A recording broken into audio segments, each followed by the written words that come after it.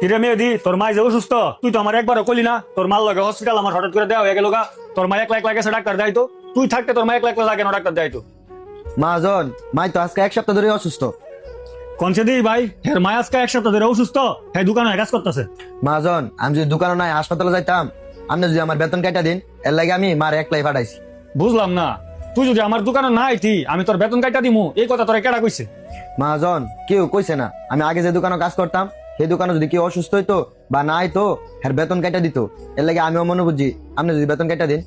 সবাইরে যদি এক বাবস তাইলে হইব। আমার দোকানে যারা কাজ করে তাদের যদি পারিবারিক কোনো প্রবলেম থাকে, অসুস্থ থাকে, না আইতে পারে কোনো কারণে, আমি তাদের বেতন কাটি না। সবাই এক ভাবিস না। এই ধর এখানে কিছু টাকা আছে, তুই বাড়িতে যা, যায় তোর মারে ভালো করে চিকিৎসা করা। তোর মায় যতদিন সুস্থ না হইব আমার দোকানে তোর আইতে হইব না। আর টেনশন করিস না, তোর বেতন কাটতাম না, যা। হে বেটা, এত মানবতা দেয়ালে চলবো? হ্যাঁ, ঈদের ছুটি কাটা আইছে 2 দিন হয়েছে, তুই হ্যাঁ আবার ছুটিও দিতাছস, চিকিৎসার লাগে আবার টাকাও দিতাছস। এটা করলে ব্যবসা চলবো? আরে ভাই, তুমি এটা কেমন কথা কইতাছ? মেয়ে দিছে, মেয়েদির মার একমাত্র ফুলা।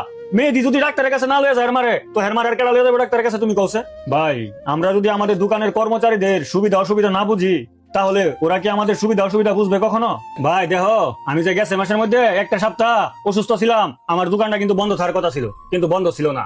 হ্যাঁ, নিজের দোকান মনে করিয়া আমার দোকানটা 1 সপ্তাহ চালাইছে, কিন্তু এর ভিতরে মানবতা ছিল দেখে হ্যাঁ আমার এত বড় একটা হেল্প করছে। আজকে যেমন আমি মেহেদির বিপদে মেহেদির পাশে দাঁড়াইছি, আমিও যদি কোনো সময় কোনো বিপদে পড়ি, মেহেদি আমার আরো স্টাফ আছে, এরা সবাই আপন ভাইয়ের মতো মনে করিয়া আমার বিপদে আমার পাশে দাঁড়াইবে।